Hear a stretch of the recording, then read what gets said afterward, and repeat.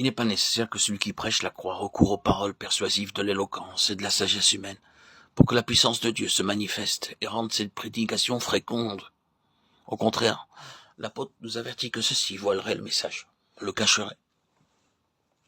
Christ m'a envoyé pour annoncer l'évangile, non avec les discours de la sagesse, de peur que sa croix ne soit rendue inutile.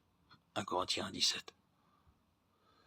Cela expliquerait-il pourquoi chez tant d'individus la connaissance de la croix de Christ reste inutile, sans fruit, sans provoquer la transformation de la vie.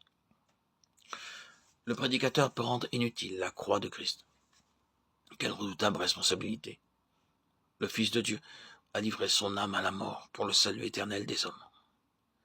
Et ses messagers, ses serviteurs peuvent rendre son sacrifice inutile. Quelle pensée redoutable. Mais comment cela se peut-il faire? Comment la sagesse humaine peut-elle rendre stérile la prédication de la croix?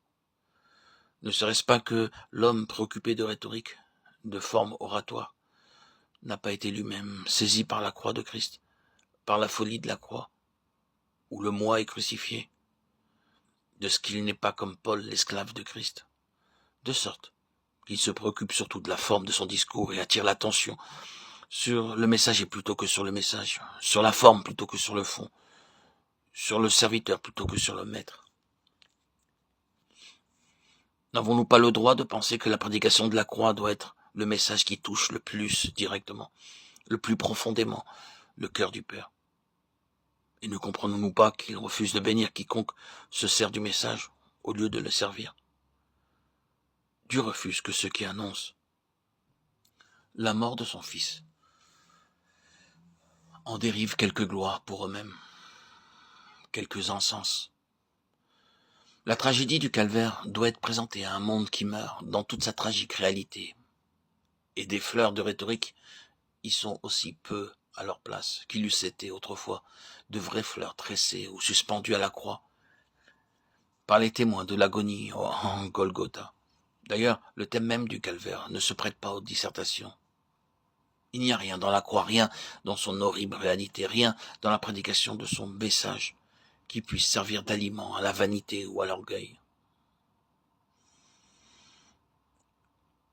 Il faut que ceux qui annoncent la croix soient eux-mêmes crucifiés par la prédication du calvaire.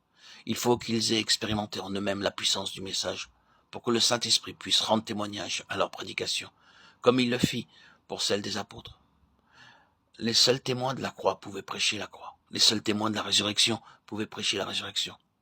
La croix, la résurrection était pour eux plus que des faits historiques, plus qu'une doctrine, plus qu'une vérité essentielle. J'ai l'impression que c'est d'hier que Christ est mort, disait Luther, pour exprimer à quel point la passion lui était présente à l'esprit. C'est ainsi que le Saint-Esprit révèle la croix encore aujourd'hui à ceux que Dieu appelle à l'annoncer, de sorte qu'ils sont auprès des hommes porteurs d'un message vivant.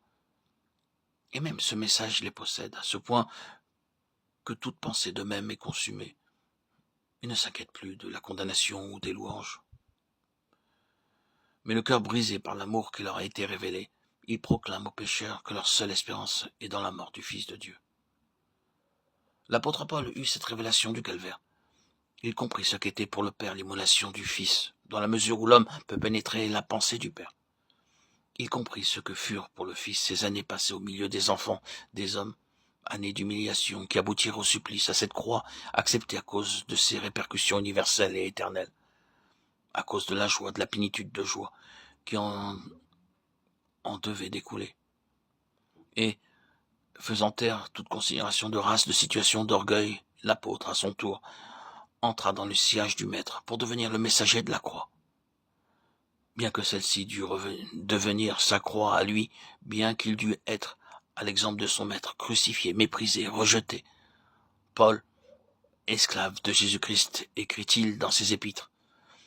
Et il a un sentiment si profond d'obligation vis-à-vis du Christ qu'il s'écrie « Malheur à moi, si je ne prêche pas l'Évangile ».